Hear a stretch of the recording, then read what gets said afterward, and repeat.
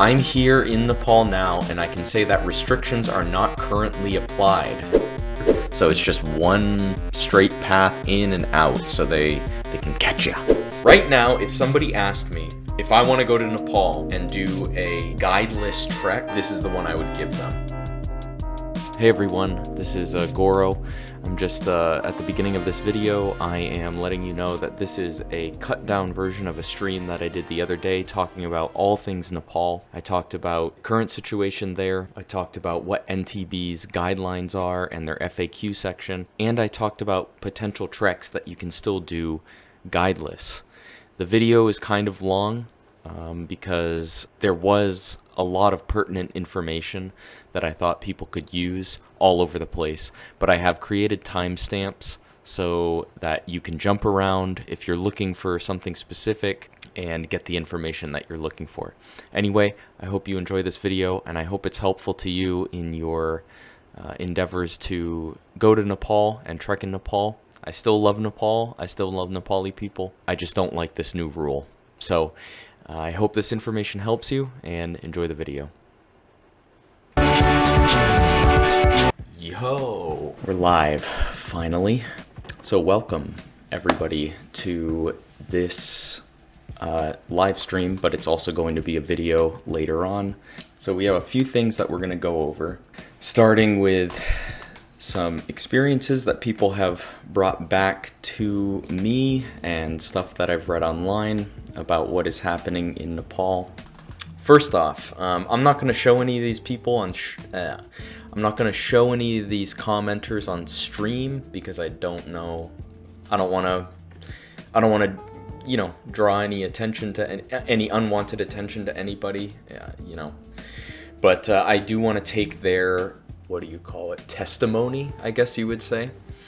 So one of the people that commented had a ticket for Nepal that was going to be on sometime in April, and so this is after the new guidelines were to go into effect. And they were thinking about going somewhere else, and I actually encouraged them to go. I was still pretty, and I still am. I think people should try to go to Nepal. I think people should try trekking in Nepal, even if you know, if it's your first time, you can.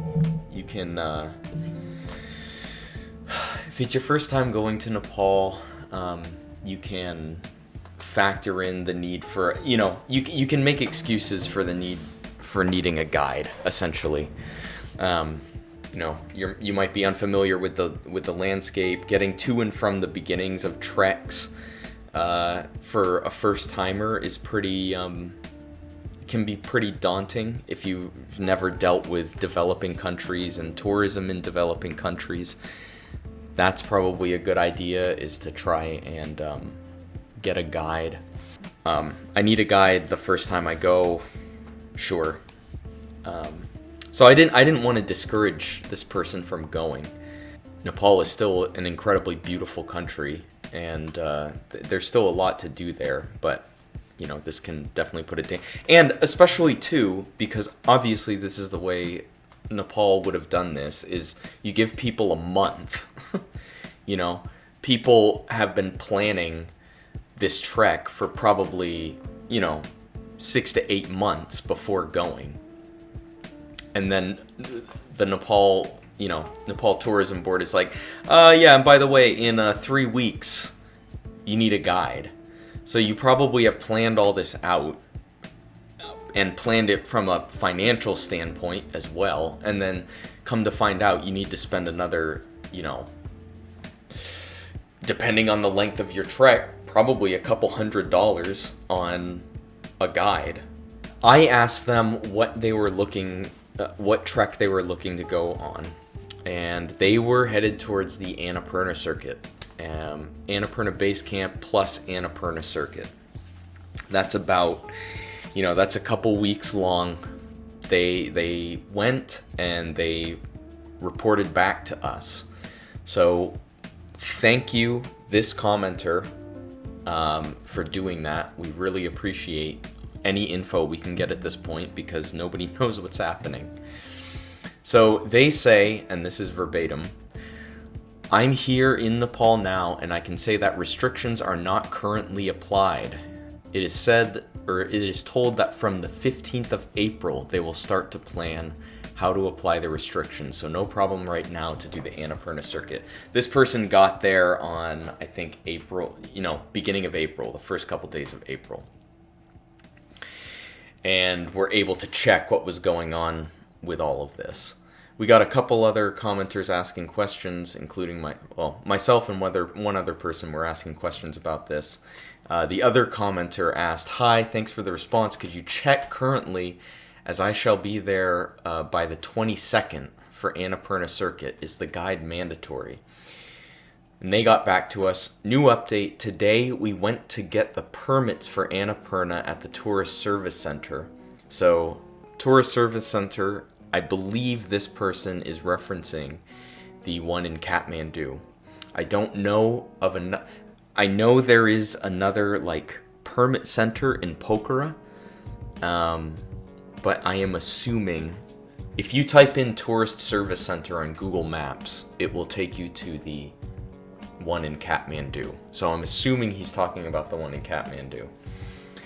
"First, the guy told us that it is mandatory to have a porter to do the trekking and said that unless we have a porter, we would not be able to trek the mountains.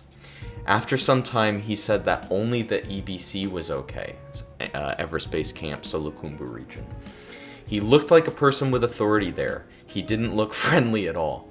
We left and later decided to give it a second try, but this time we went straight to the office. The guy there was very kind, and he didn't ask for a porter. He also told us that the TIMs now can only be obtained through an agency where they make you hire a porter, but he told us not to buy it because they shouldn't ask for it." So this is very interesting. There's a lot of insight here. So, first of all,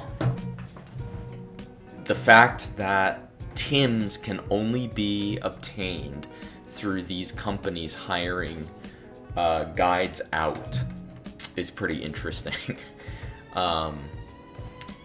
It feels, I don't know, it feels like there's a lot of room for people to just start giving out TIMS cards. So for example, say there's an office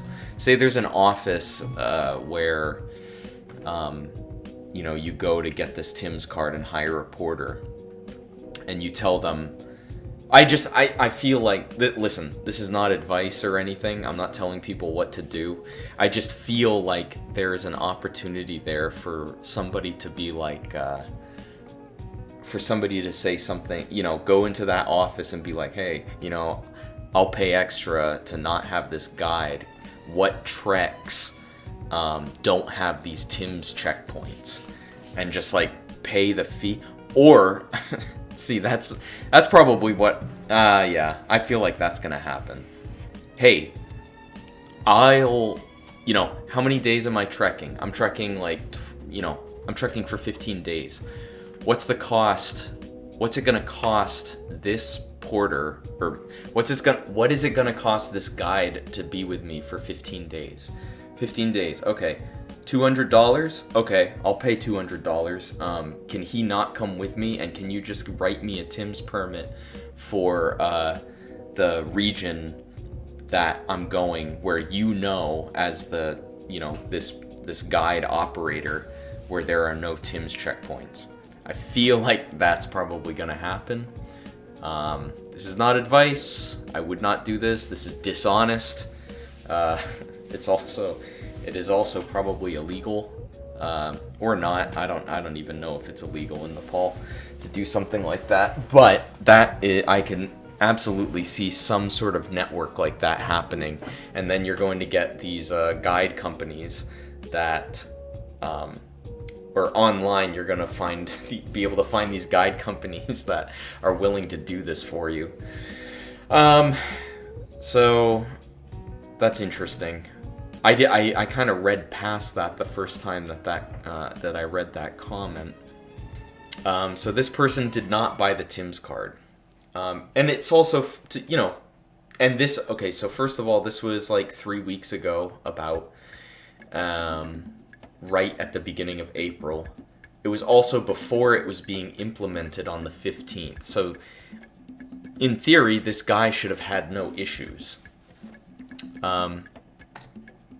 So his response to the other commenter: in our hotel, they were very helpful and they told us that they will start creating the plan on 15th of April. I don't know how long it will take. I guess they will be more and more insisting on this with the time. If I were you, I would come with a plan B to do anything in Solukhumbu, which we'll talk about later. Probably you will be able to do the Annapurna, but I can't guarantee it. Our hotel is the Avatar Kathmandu Hotel. Shout out to them because they helped this guy. I recommend staying there so they can help you. I heard that people from other hotels are saying I heard that people from other hotels are saying to hikers that the porter is mandatory. So, it all depends on that's a lot of tourism in Nepal. A lot of it depends on who you know and where you stay and how much they're willing to help you and how friendly they are.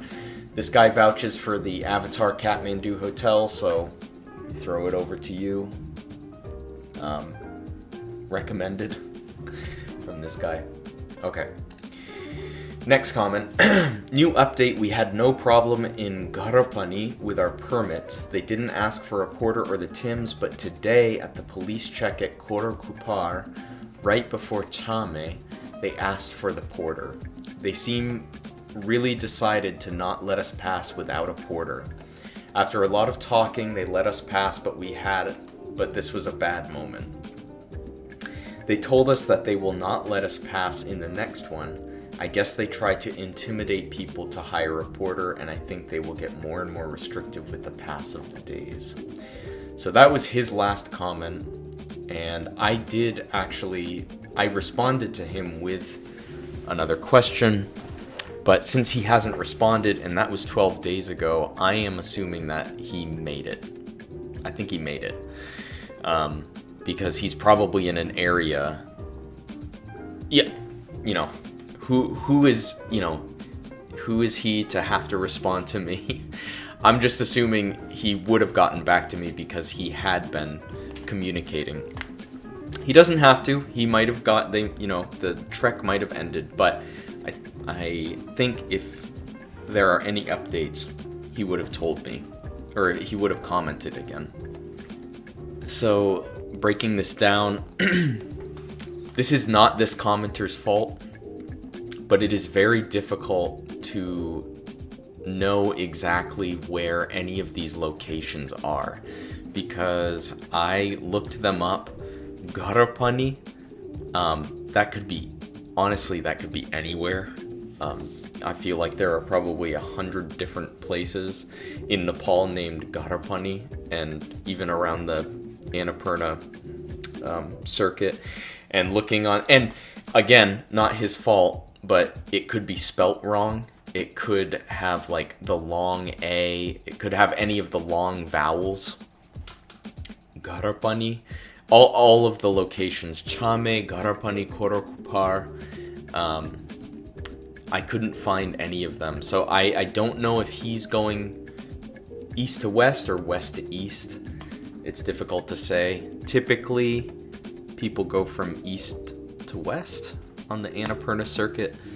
But I'm gonna just take a guess here, and this person was able to do the Annapurna circuit. But as they point out, it seems like those restrictions are tightening. So the biggest issue seems to be with the Annapurna region. As people know, or maybe not know, Annapurna is the most trekked region in Nepal, for both foreign and domestic trekkers. So, it's not surprising that with this new rule that Annapurna would be clamping down on it more. Annapurna also has a lot more infrastructure than most of the other trekking regions. I would wager that Everest probably has more, but Annapurna is so easy to get to, and a lot of the area around it is because it's so accessible. And even up behind, there's a new road, I'm pretty sure. We can move over to Google Maps. I have a lot of this stuff bookmarked for today.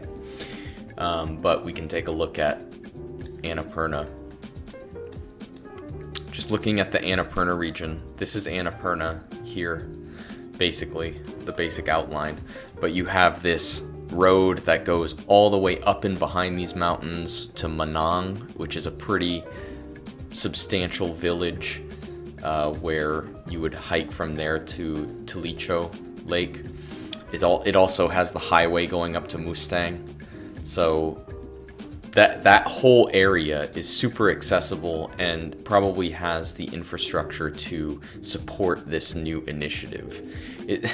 I would almost think that the entire new rule was made for Annapurna, because we're going to talk about this a little bit later, but a lot of these areas do not have TIM's infrastructure. Okay. There was one other commenter. Oh yeah, I'll shout this guy out. I mean, he's bigger than I am. His YouTube channel is bigger than I am. But Destination Hopper, he asked a question. I think this is an Indian guy. Heading to Nepal in a few days. Do you think this was in March? Heading to Nepal in a few days, do you think I can get the permit for ABC to do it solo if I apply before March 31st?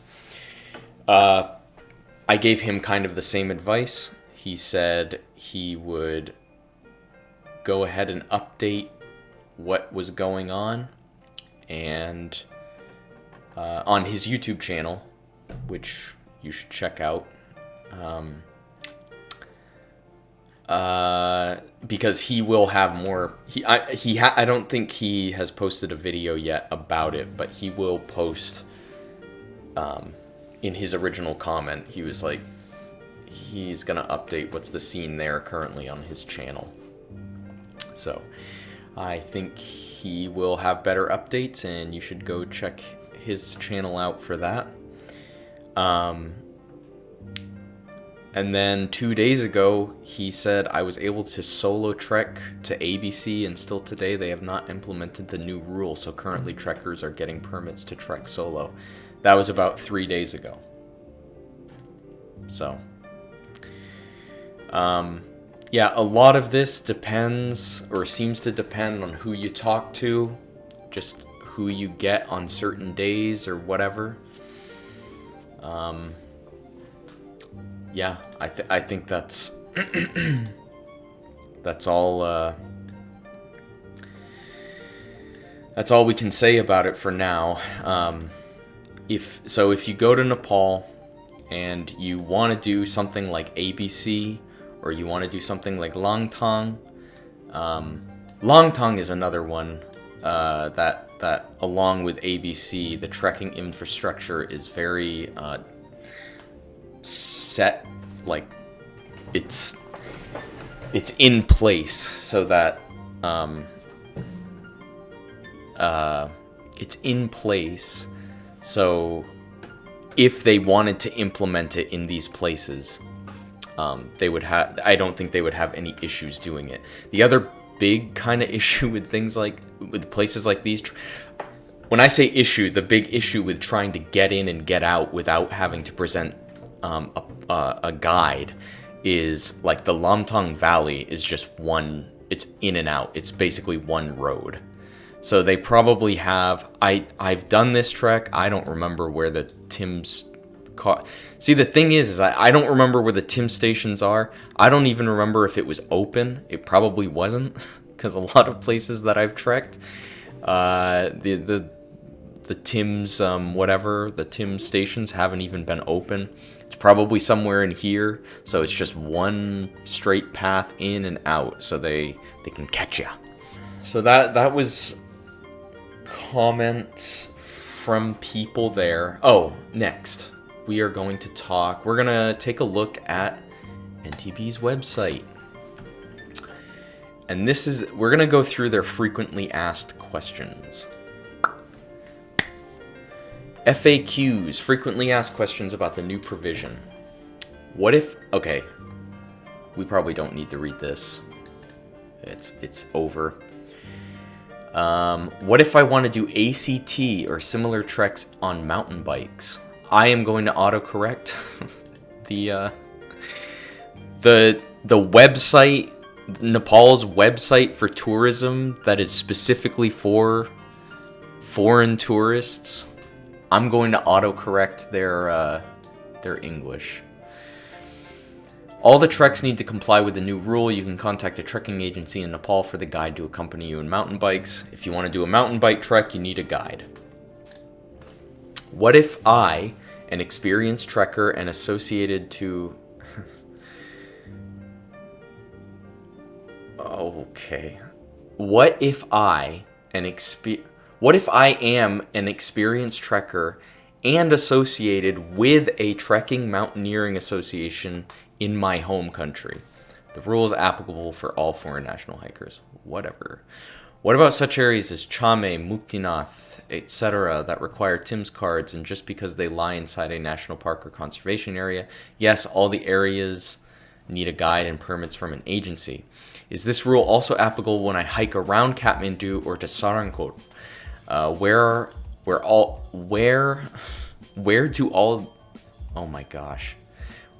all are these rules applicable? Where are all these rules applicable? The revised must be followed only while trekking in areas where TIMS is applicable. It is applicable in all national parks, park areas in the mountains. It is not applicable in Kathmandu Valley outskirts, Pokhara outskirts, and hiking areas in and around major cities. So I just wanted to bring this up because I saw a question about this on some sort of like forum or something. I don't remember what it was. I don't remember what the context was around it, but basically there's a national park north of Kathmandu. This Shivapuri Nagarjun National Park is a national park, and somebody was asking in this comment section of this forum this post I was looking at if they needed a guide to hike in here, and somebody commented yes. And that is not true. You don't need a guide to hike here or here, like Nagarjun, like this area, Godwari, around Pokhara, probably pretty famously. You don't need it for, even further out, you don't need it for Poon Hill, you don't need it for Dampus. I think there are some areas around here that you don't need it for. Somewhere, I don't know, but you don't need it around these cities. You don't need a guide, thankfully, to hike around these cities. These areas are pretty, but they're really nothing like the Himalayas. Okay.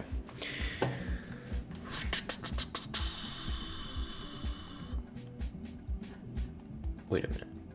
Sarankot. Who? Wait a minute. Nagarjun. Did something about this say Nagarjun? Okay, no, I'm seeing things.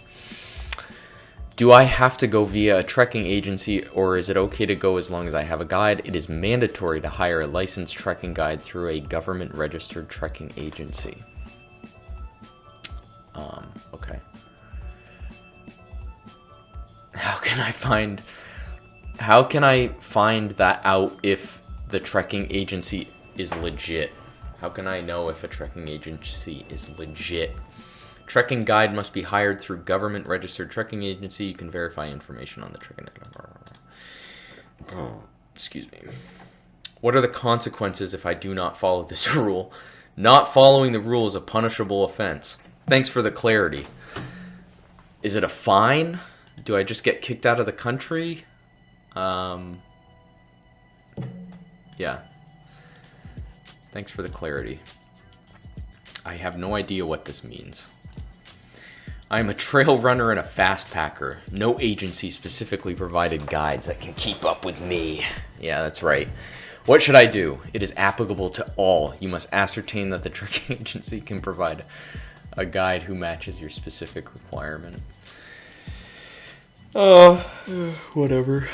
I am an expat living in Nepal. They're just trying to get around all of the weirdest situations that people would pull. I am an expat living in Nepal. Does this rule also apply to me? Yes, the rule is applicable to diplomats as well as expats. Diplomats. I am Nepali. Does this rule apply to me? Nope. The rule is not applicable to Nepali citizens. Yeah, so good luck up in the mountains. What if I go on a motorcycle ride to Muktinath? The rule does not apply to motorcycle ride or the bus ride to Muktinath. Tims and Annapurna area permit are required. That's pretty interesting.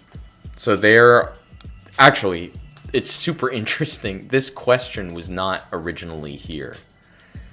So somebody was writing in about whether or not they could go on a motorcycle to Mustang.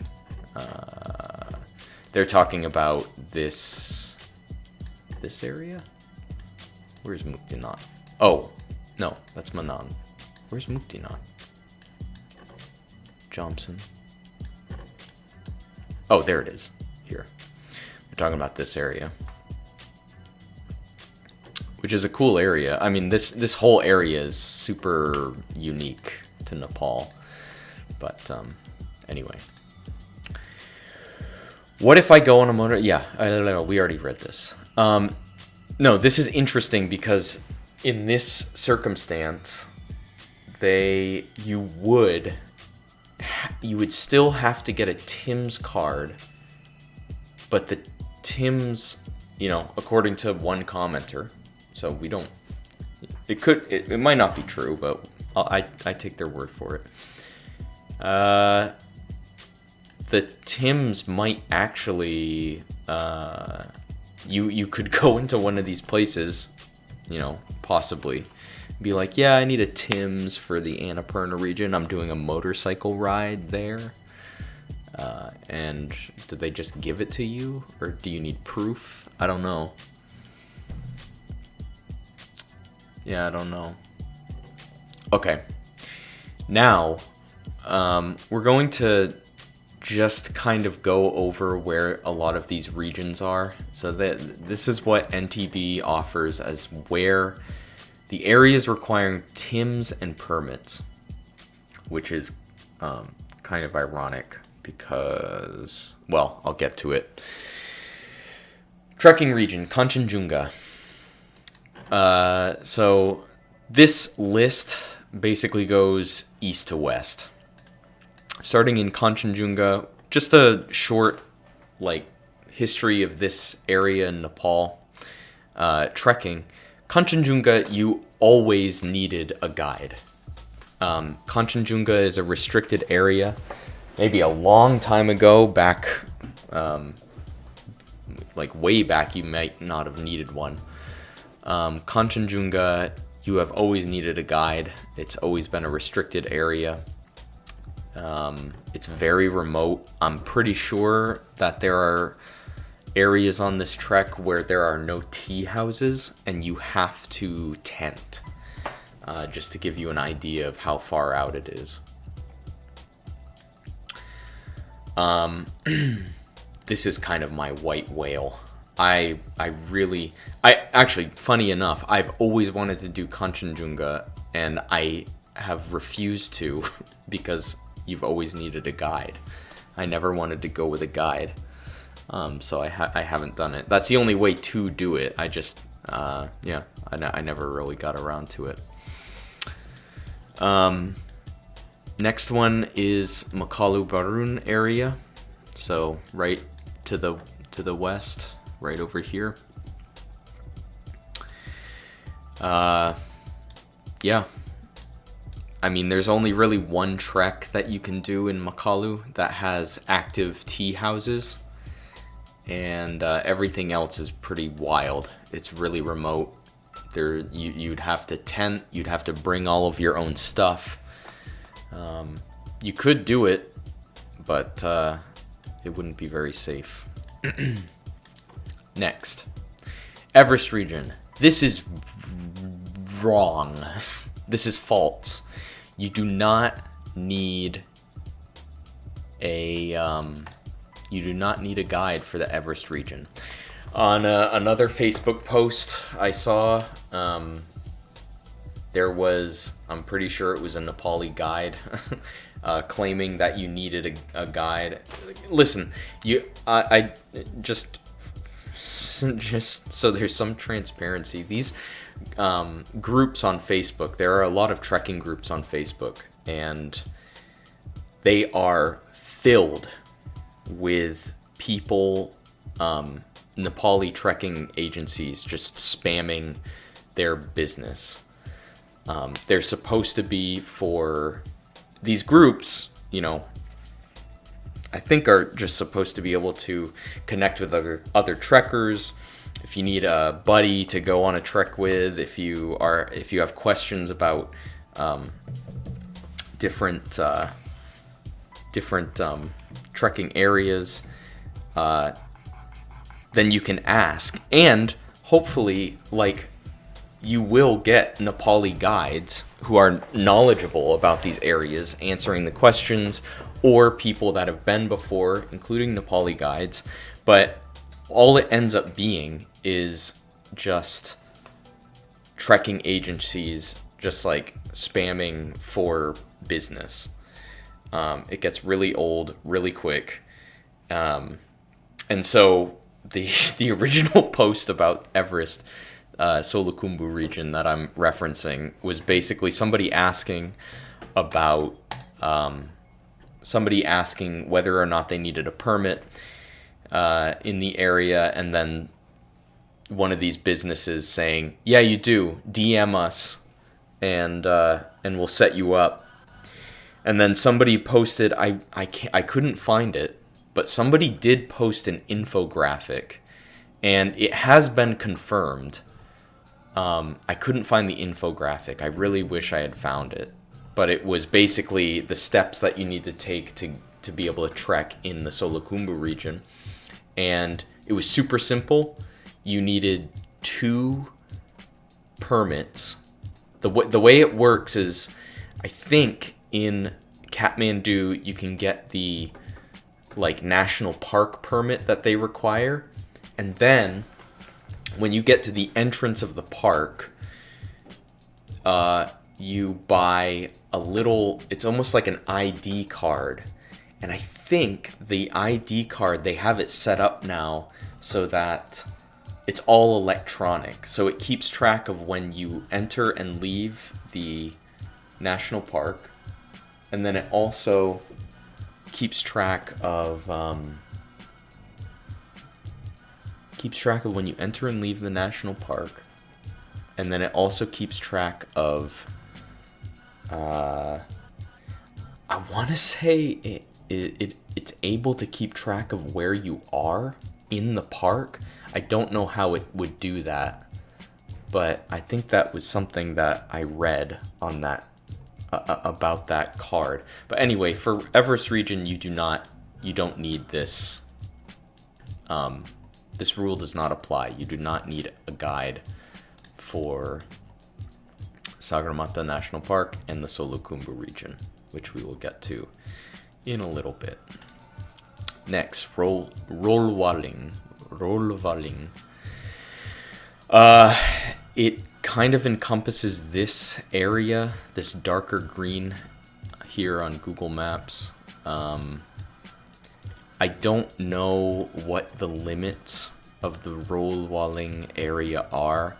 I know that the treks that they are referencing here, I believe there's a trek that you can do that takes you up the Gauri Shankar Valley and over this pass, and that brings you into the Sagarmatha region. And actually you can reach Namche Bazaar here. I think that's one of the treks that they're talking about, and then I don't know, I'm not familiar with the other trek that they're referencing. But yeah, not a lot of people trek here. I don't really know a lot about this area. Originally, there was a plan. I did actually at one point want to do this trek where you go up this valley into the Rolwaling, the Gauri Shankar Valley, and cross the pass over into Namche Bazaar, but I am not experienced enough to. Upon further research, I found out that I was not experienced enough to attempt something like that. Okay, so next area. My baby. They got my baby. That's a shame. Panch Pokhari and the Helambu area. This is sad. So this is all up and around here. Helambu is over here, and the Panch Pokhari is, I think. Oh, here it is. See, like right there. This trek is so simple too. And here's a little. Here's a little tip. I'm just saying, you know, this could change, but I'm just saying that there is no Tim's checkpoint here. As of 2022, there is no Tim's checkpoint here. So, just saying. Yeah. Helambu and Gosai Kunda. It's real. Yeah, I don't know. This past time, obviously, when we went to Nepal last, we didn't make it to we didn't make it all the way up to Makalu, which is a shame. But doing Gosai Kunda and doing Gosai Kunda and Panch Pokhari seems like, wow, what good timing, because those are really awesome treks, and now you can't even do these. We did Gosai Kunda, not that this, I've mentioned before that this was not a good idea, but we did Gosai Kunda in like 2 days, 3 days total. It's such an easy trek. The trails are super clear. It doesn't make any sense. It really doesn't make any sense. Panch Pokhari I can understand a little bit better, because it is like, I mean, this is Panch Pokhari is rough, especially to like new trekkers. Not even the trail itself is not that rough, but the tea house situation is a little, you know, it's a little. It might be overwhelming for new trekkers. Anyway, that's Panch Pokhari. And it's a shame. We knew Lamtang was coming. Obviously, all this area is now gonzo. Here's a surprising one. Ganesh Himal and the Ruby Valley Trek is on here. Now, it's kind of funny because I had never even heard. I knew of Ganesh Himal, but I had never heard of the Ruby Valley Trek. So they're talking about this area here. And I had never heard of this trek until this news came out that they were banning solo trekking. And then everybody was posting about Ruby Trek, Ruby Valley's still open. You can still go to Ruby Valley. According to this, you can't. But if people were pretty confident in saying that, you know, according to Google Maps, I think Google Maps distinguishes national parks with this sort of darker color. And it's kind of non-existent here. Of course, Manaslu does not have that national park around it. So I don't know. Are they just making stuff up? I don't know if this is a national park. The other thing that makes me think that this is actually still probably a decent, like the Ruby Valley trek is probably okay, is because all of those people were talking about it. I wonder if they'll set up a Tim's office, because my guess right now is that there is no Tim's office there. I could be wrong, but that's sort of the vibe I got from, that was sort of the vibe I got from people, from what people said. Okay. Next, Manaslu, I mentioned before. Manaslu was another one. Manaslu has always been a restricted area. Same as Kanchenjunga. You always needed a guide to do any of this stuff. Annapurna. Annapurna's the big one. So many easy, beautiful treks are now just gone. Annapurna Base Camp, which I've been lucky enough to do. Mardi Himal is another incredibly easy trek. I've never done it, but I think that's only about 4 or 5 days. You now need a guide for it. And I think Annapurna is like the poster child of what they're trying to do with the new restrictions. Because Annapurna, like I said earlier, Annapurna is super accessible. You have all of these roads all around here, so all the access points to different treks in the area. And like I said before, Annapurna has the most visitors, both domestic and foreign, per year. So if you ever want a solo Annapurna trek, it's kind of the time is probably technically now, because as we've gotten into the comments and stuff, people have said you're still able to do it, but yeah, I think it's the curtain is closing on being able to do this solo. So sad, but sad and just. Yeah, there's nothing really else to say about it. There are so many good treks. Tilicho Lake up here.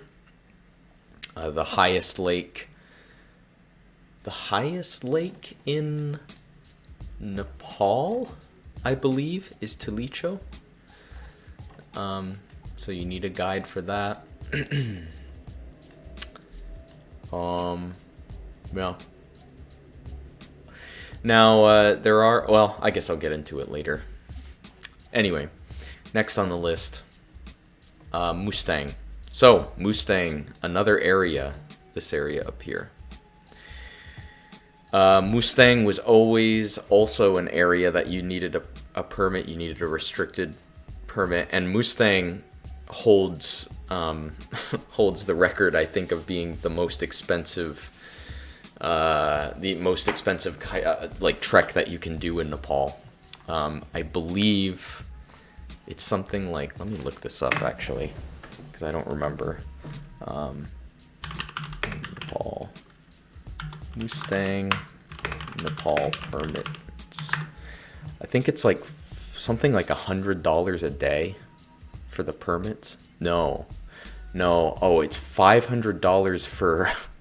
It's $500 for 10 days, and then $50 per day after that. So that's a lot of green for Nepal. But this, it also holds the title of being like the last kingdom, the last Tibetan kingdom, the last real Tibetan kingdom, I think. Lots of really interesting architecture and cultural stuff going on in Mustang, and so sort of like Bhutan, where they have to, you know, they close it off quite a bit to visitors just to sort of save what's going on in the local government and or local communities and things like that, and keep it have upkeep. So that's Mustang. You always needed a permit for that.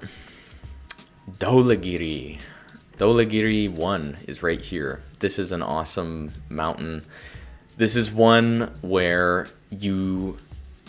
I don't believe you ever needed a permit to do any of this. I think this is outside of the Annapurna zone. I might be wrong, but I thought this was outside of the Annapurna zone. This trek, this circuit is for experienced trekkers only. I don't know exactly where the tea houses stop, but I'm pretty sure. Well, I know that there are no tea. Like there's nothing up here, and the circuit takes you through this kind of wasteland. You have to bring a lot of your own stuff. You needed porters. You probably, if you wanted to do this, you probably should be hiring a guide anyway. But that was, yeah, so that inexperienced people weren't doing this trek to begin with. Dolpo.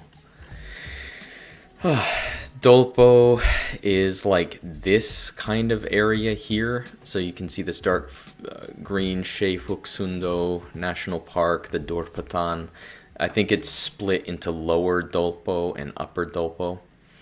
And for a while, Shey Phoksundo is not part of Upper Dolpo, I don't think, because you can get in. Well, you used to be able to get into this national park without a guide. It wasn't a restricted area. You could just go. I think Upper Dolpo is this area kind of over here, so squished between Shey Phoksundo and Dhaulagiri. I think that's Upper Dolpo, and that is super remote. That was a restricted area, and you always needed a guide to enter that, like Kanchenjunga, like Manaslu. And then Lower Dolpo holds this hunting reserve where you can go shoot I think they're called blue sheep. I don't think they might be blue, but it's like a dark blue. You used to be able to go shoot stuff here, or you still can. I think that is Lower Dolpo, but those have all been lumped together in the Dolpo region. Actually, that's an interesting question. Where exactly do they... Okay. Upper Dolpo. Interesting. Okay. So let me edit my text here. Interesting. Okay, the last area on the list is Humla. Humla, Nepal is this region. So way, way out in the middle of nowhere. I am actually not super aware of any treks in this area that people were doing. Somebody can correct me, or somebody can shout one out if they want, but I have no idea who is trekking in this area. Or I don't know what they're doing. They might be crossing over into Tibet to do Mount Kailash. I think that is a like a circuit that people do. They'll go all the way to the western part of Nepal, this area where it passes into Tibet, and then go to Mount Kailash. But yeah, that's super remote, and you should probably have had a guide for that area also. So those are the national parks of Nepal where trekking, according to NTB, trekking has now, you need a guide for. Some places you needed it anyway before, some places you didn't. but people are mostly focused on the places that you did not. Enough minging about that. Let's talk about what is left. Well, let's talk about some scraps. I want to get some trekking scraps. I don't want to go to the famous places. I want to go where I still can, and I want to go guideless. And like the other ones, we're going to start from east to west. Actually, you know what? I think I'm going to go from kind of like smallest places to largest places. And despite this first area not having a ton of information on it, I promise to be more detailed with the other ones. So this one, right in between the Kanchenjunga and the Makalu Barun area, is a place called Topke Gola. Not that. That is different. Topke Gola. So this is super remote. But this whole area in here is not in a national park. So technically, one could go into this area and trek if they wanted to. Obviously, the trekking infrastructure is not there.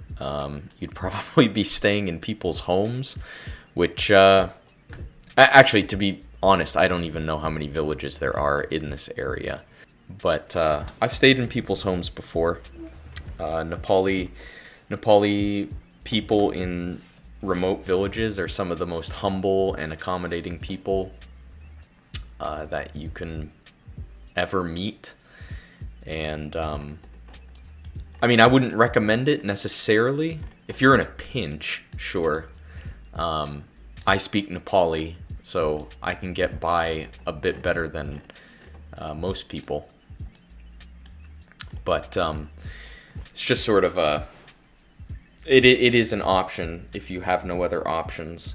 If you're gonna stay with random people in the mountains, just be sure to be fair to them and respect their culture, respect the boundaries. You're in their house. But that's like this area here. It's super remote. I do know that there is trekking outside of Noom, which is the start of the Makalu trek, this area here. Over here, there are some pretty interesting looking mountains. And from the top of any of these mountains, you would be able to see Kanchenjunga and Makalu. You'd have really great viewpoints from over here. I am just unaware of what, if any, trekking infrastructure there is in this area. Okay, so that's this region.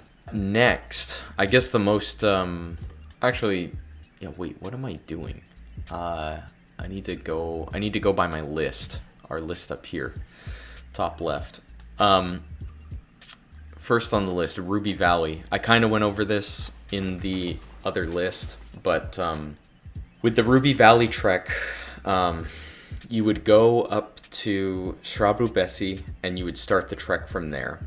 And there are guides online as to where you would stay. But like I said before, I don't think there is any TIMS infrastructure here. The only reason to suspect that you would have issues in this area is because of the fact that it is specifically listed on NTB's list of where this thing is being where this rule is being implemented. So, kind of just be aware of that. But my guess is that there's not going to be TIM stations here. I did mark out all of these areas because I thought I would go into more detail, but then this got released and it made me a little less sure about suggesting this to people as a place that you wouldn't get dinged by the new rule. So, but you can find these itineraries online for the Ruby Valley. It's supposed to have really incredible views of Ganesh Himal. It's also supposed to be a pain to get out of because you have all of this. I think there's a road now that goes up to Dwarka. I read some comment there. Somebody might just be, talking nonsense. But I did read that there was a road that went up all the way here. For anybody that understands about roads in Nepal, you might realize that doesn't really mean anything. It's still going to be 2.5 hours of bumpy roads, and you're probably going to be just as sore getting out of a 2-hour Jeep ride out of these mountains as you would have been doing a full day of trekking. But that's the Ruby Valley. Again, from what I can determine, it seems like a really interesting and beautiful trek. But and like I said before, I'm not super sure how confident I am in recommending it, just because it is called out directly on that list. Same can go for our next trek, which I gave a shout out to before, but Panch Pokhari. The only reason that I would look into this trek, I would see if anybody has done this trek recently after the rules have been applied, because as of 2022, as of March 2022, there were absolutely no TIMS stations. We didn't have to show anything going to Panch Pokhari.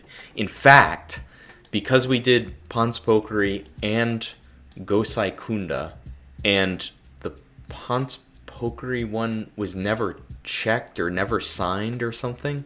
Basically, there was nobody to check our things in Panch Pokhari, so we could have used the same permits to go to Gosai Kunda, because they're technically in the same national park. Panch Pokhari, there are no TIM stations here, which is why I called it out, but I don't know. Panch Pokhari is beautiful.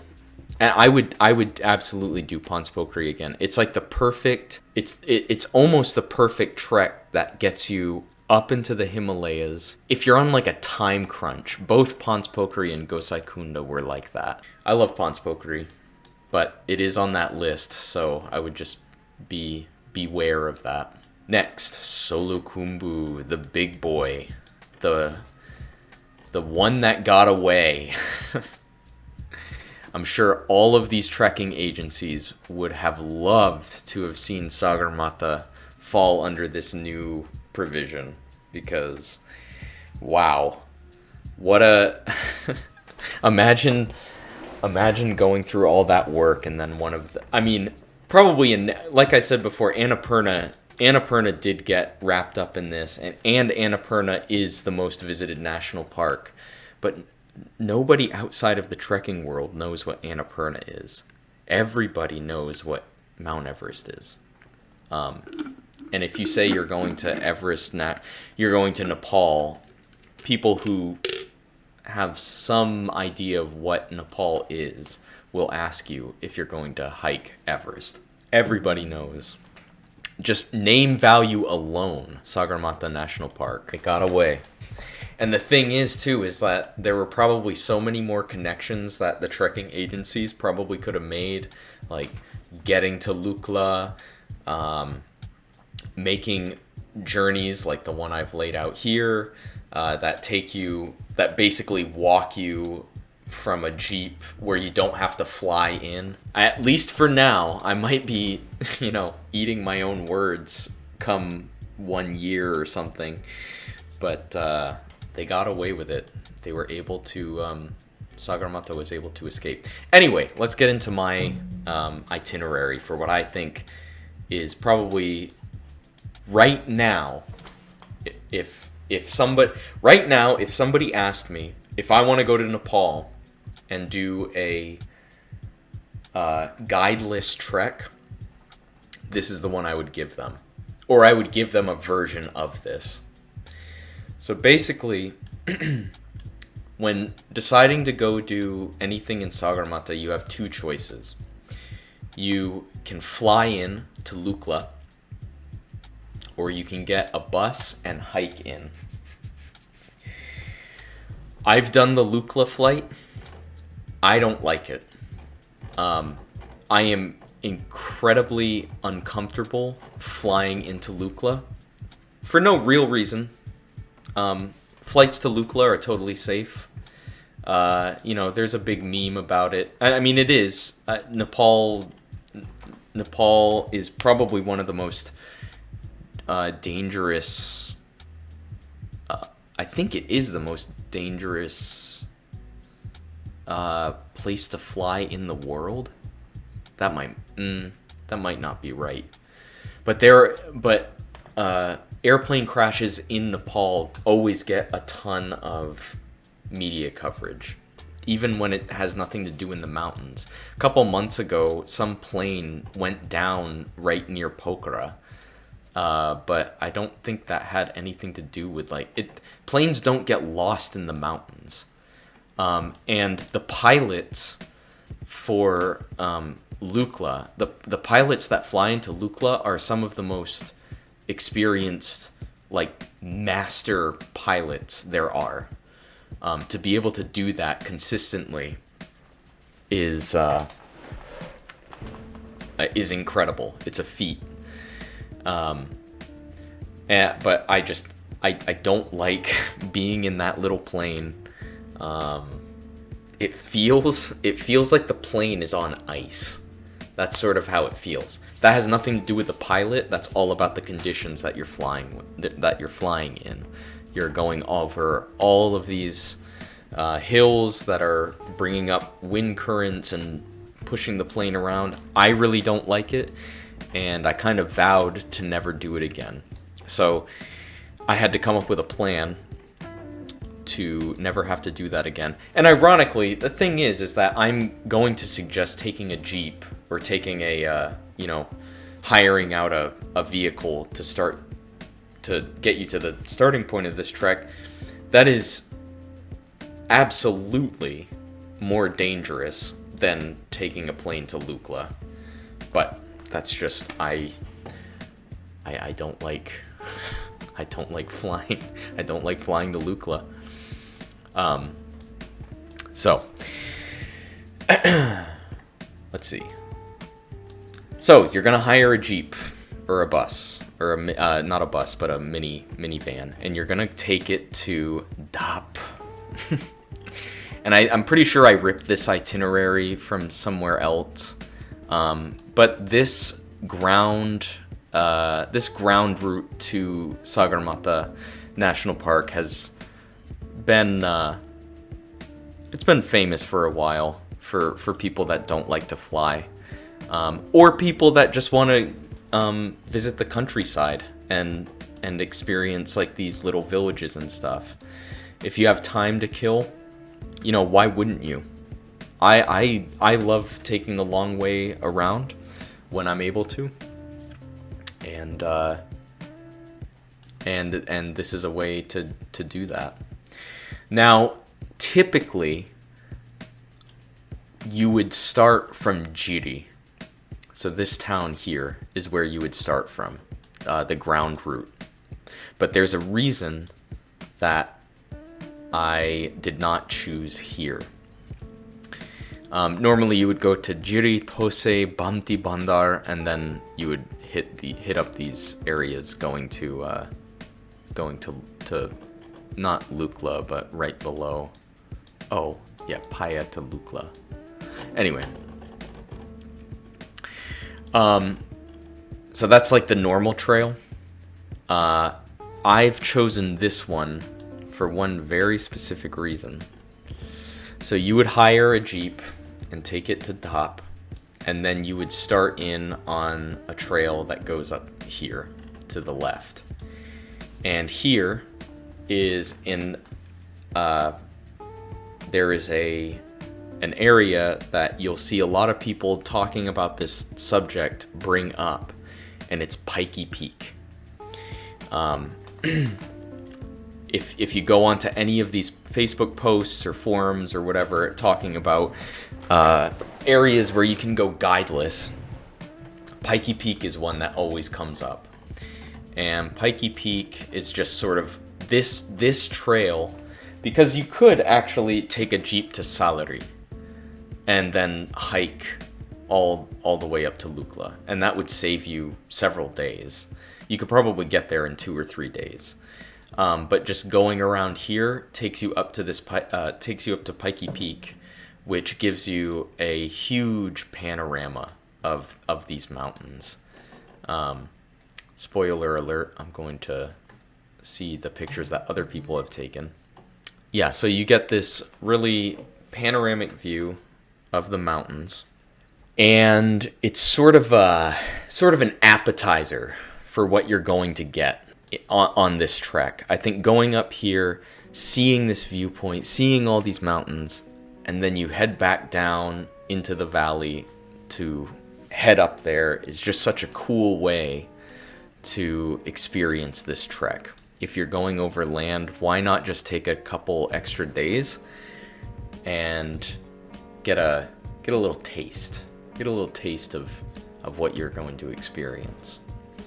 So that's my Solukhumbu trekking route. You should go to Dap, start your trek, go to Pikey Peak, head down. You got several things here. I'll just put them on screen for a second so people can see. Junbesi, Ringmo, Juving, and then Paya. And then from Paya, I believe all of this trail is very, very clear, all the way to Lukla. I actually don't think that you even come up at Lukla. I think it might be Phakdin that the trail spits you out down here, down this valley. And then from there, it's Solukhumbu. So you can go to your left to Tamu, you can go up this valley, you can do the 3 passes where you go east at Tobushe, go up Dingboshe, do Everest Base Camp, come back down, do the whatever pass this is, I can't remember. Go over to Gokyo-ri. You can just do Gokyo if you want. You can go up to Chukung. As long as you're in this area, you can solo trek. So this is sort of currently the gold mine of areas that you can trek solo. And I would suggest it to anybody. Like, this area is, it is busy. There's always going to be a lot of people, but the infrastructure reflects that. You can get, comfortable places to stay, good meals. Yeah, for people just looking to trek in Nepal, Solukhumbu is where it's at. For those of us that want something a little more off the beaten path, I think that's where this restriction has really, those are the people that have really felt the tightening of the grip. If you want to do a trek in Nepal and you want to do it guideless, go to Solukhumbu. Okay, next on the list, Rara. So here's one a lot of people have not ever heard of, because everybody only ever treks in this area, in Annapurna, in Sagarmatha, because they are pretty easy to get to, right? There's no arguing that. Everybody treks in these areas, right? Everybody treks in Sagarmatha and Annapurna, but all the way out here, past Jomson, past Annapurna, past Shey Phoksundo, there's a little place in western Nepal called Rara. This is a national park. Rara Lake is a national park, but I don't think it falls into this list. It's not listed here. It's not listed anywhere on here. It's not technically in the Humla region. It's outside Humla. It's outside Upper Dolpo, but it is a national park. Rara Lake is maybe one of the most beautiful places. So, okay. First off, I guess up front, I've never been, but I've seen pictures. and we'll look at some pictures. Rara Lake is one of the most beautiful places I think I've ever seen in Nepal. We're going to look at some pictures here, because this looks like an American national park. Like this picture, right? Like if I told you that this, well, I mean, I could, I could tell you this was anywhere, honestly. I could tell you this was like, I don't know, South America. But there is something about, it is totally undisturbed. You get views of certain Himal. I'm not sure exactly which ones these are. You get these crazy pine forests. It feels a lot like what the Western United States. It feels a lot like the Western United States, a lot of this. But this is a hidden gem. And I think if you want somewhere really remote, that has maintained a really pristine beauty, Rara Lake is like top. Me personally, it's at the top of my list right now. The next time I go to Nepal, I would really like to go to Rara Lake. Now, there are several options for getting there. You probably saw there is an airport, the Talcha airport. In order to get to that airport, I don't believe that there are any direct flights. I think you have to fly from Kathmandu to Birendranagar, I think. Yeah, the Surkhet, yeah, it is here. So you fly from, I believe you fly from Kathmandu to Surkhet, and then from Surkhet to Rara. That's one way. You can, I mean, if you really wanted to, you could take the literally the 48-hour bus ride from Kathmandu to Rara. Literally 48 hours. And I don't know if it takes you all the way there. It might actually just drop you at Kalanga. Oh no, that's right. Actually, to get to Rara, I forgot about this. So you can take, I will finish that thought. You can take a 48-hour bus ride from Kathmandu to Kalanga. It might actually be more than 48 hours. It probably is, actually. And then you hike to Rara, which is like a day hike, or 2 days maybe. And then, you fly from Kathmandu, maybe to Jumla. I don't know if there are direct flights from Kathmandu to Jumla. I remember in old itineraries I would look up about this. Old itineraries would put you in Kathmandu to Birendranagar, and I think it was even another flight to Jumla. But yeah, I'm not sure. Those are basically your two options for Rara. Again, Western Nepal, from what I hear, it's like stepping back in time. A lot of Nepal feels like that. I think Western Nepal is really, really, like, I mean, I'm talking people not, because, I mean, like, you go to a lot of these rural villages in Nepal, like, past this highway, right? There are two main highways in Nepal. Anywhere past this thing, even up in these mountains, even way over here, there are people with cell phones. Western Nepal, I'm not actually sure. I mean, it is wild. Like, this area of the world is about as close as you could probably get to stepping in a time machine and going back in time.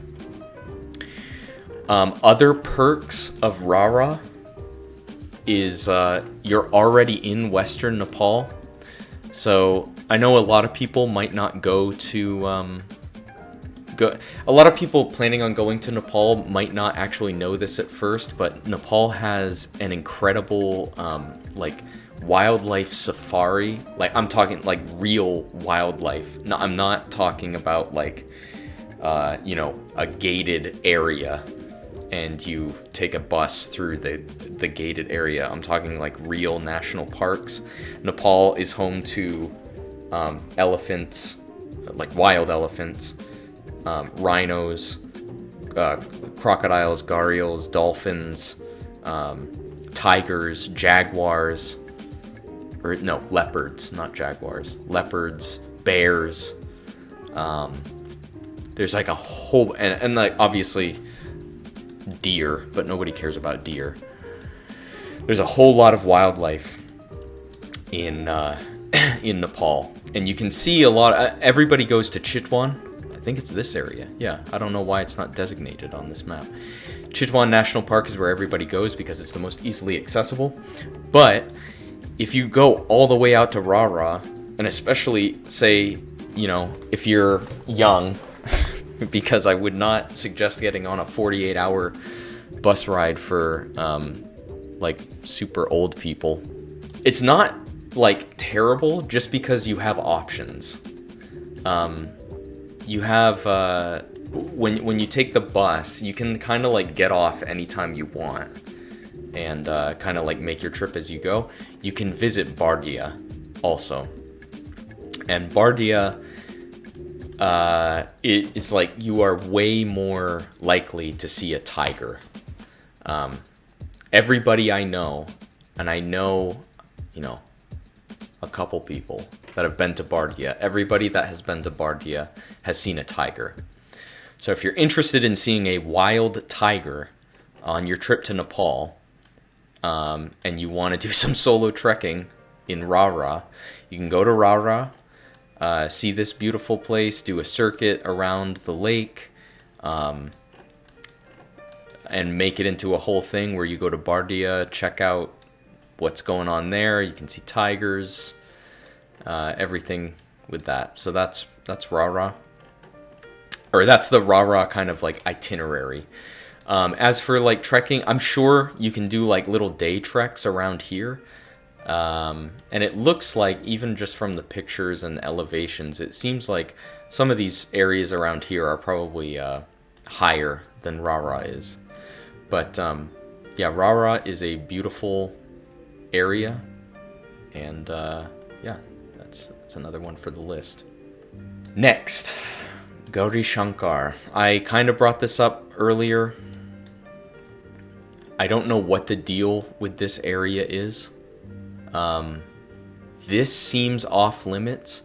So Gauri Shankar is basically split by this river, and then the east side of the river is Rowaling, and then the west side is just kind of whatever. It's Gauri Shankar, I guess. I don't know how it's split, and I don't really know how Rowaling is determined.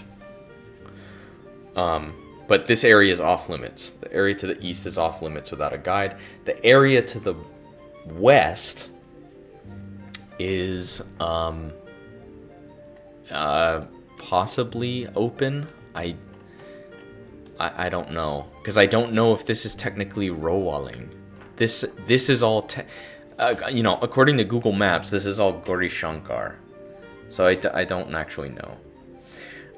But one trek on here that I am actually going to link a video to, this other YouTube channel that does really, really good work, is Gumante. This channel. So they're obviously pretty big, but they make really good trekking documentaries about pretty niche trekking destinations in Nepal. Panch Pokhari is on here. They did Panch Pokhari. But I mean, we're talking like way out west. Saipal is super west. I think they did Apidana. They did Pikey Peak. I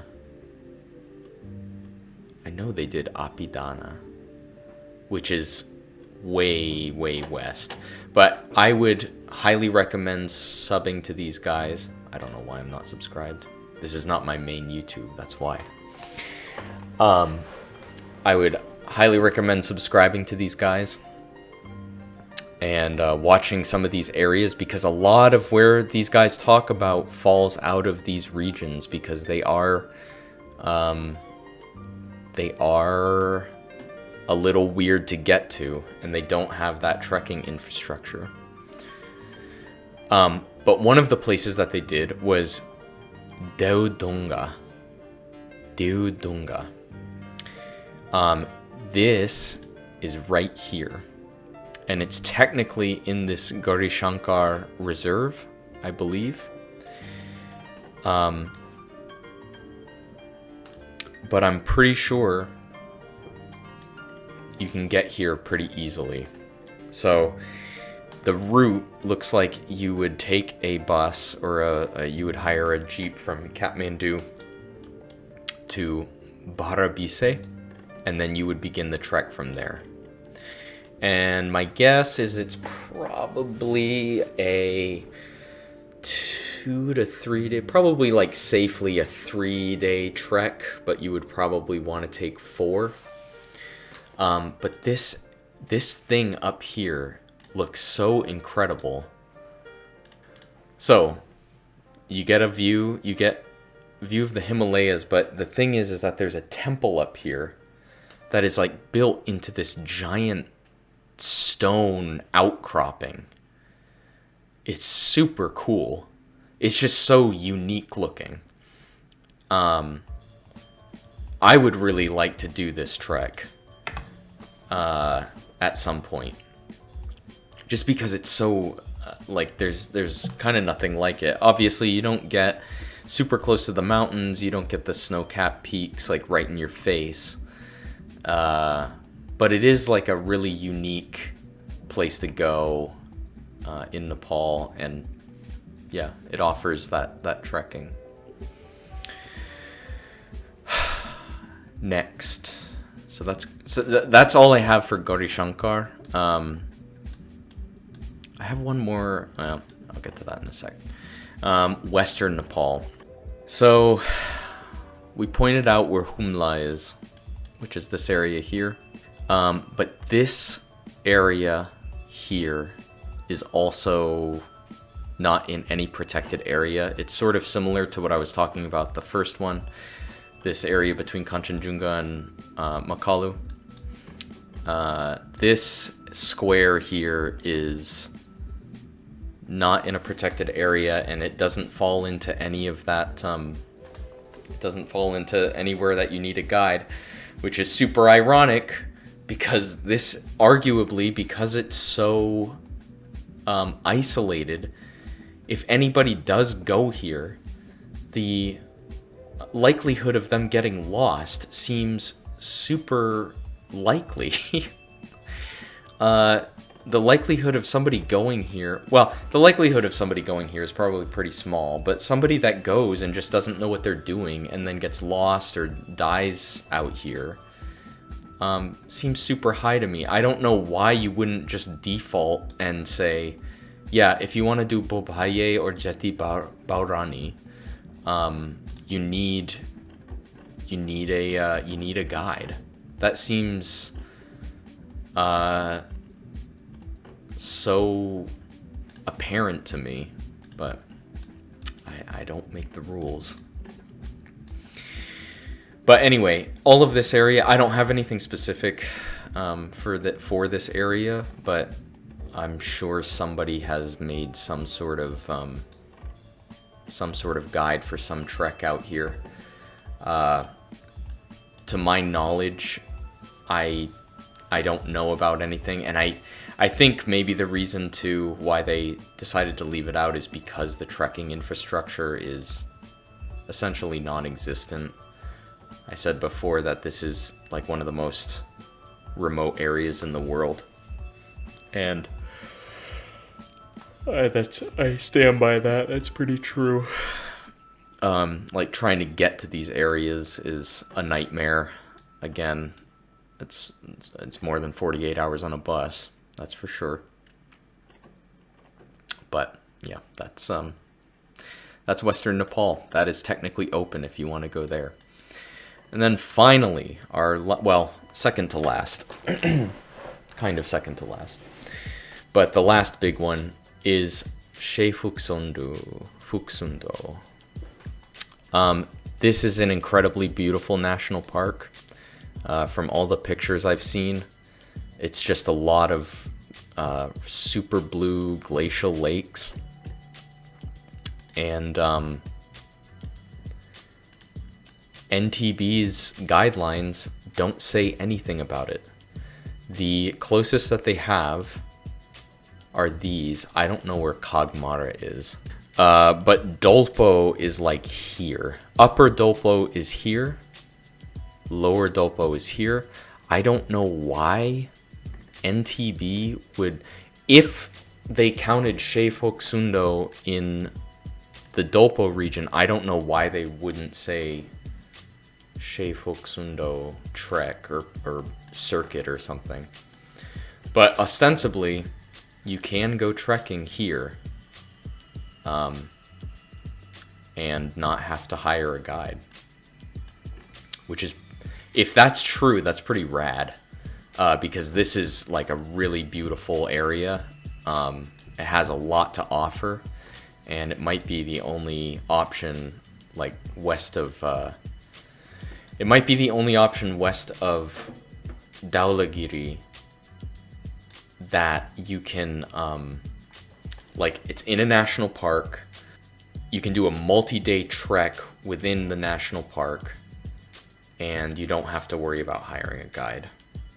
So that's it. So, that is the state of trekking in Nepal. I did want to mention this one, only because it's got a funny name. Meme Pokhari. It's not meme. It's probably pronounced meme. But this is also sort of in the Panch Pokhari situation. I don't think this is part of either of these areas. I think you can actually probably do this one without a guide. Meme Pokhari. I will point you back to Gumante because they did a video on it. I saw it earlier. There it is. Meme Pokhari. So that is one. That's probably the closest to Annapurna that you can get without needing a guide, and it's somewhere off the beaten path. Just, I guess one final thing, because I just remembered it.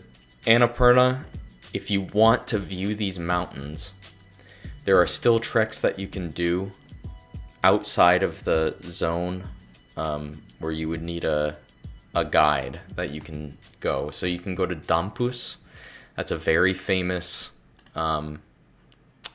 lookout point for the Annapurna range. You can go to Poon Hill, is basically near where it is. But there's another area. Poon Hill is another area. That's like a 4-day trek that you can go and view all of these mountains. But I think that might be about it for me.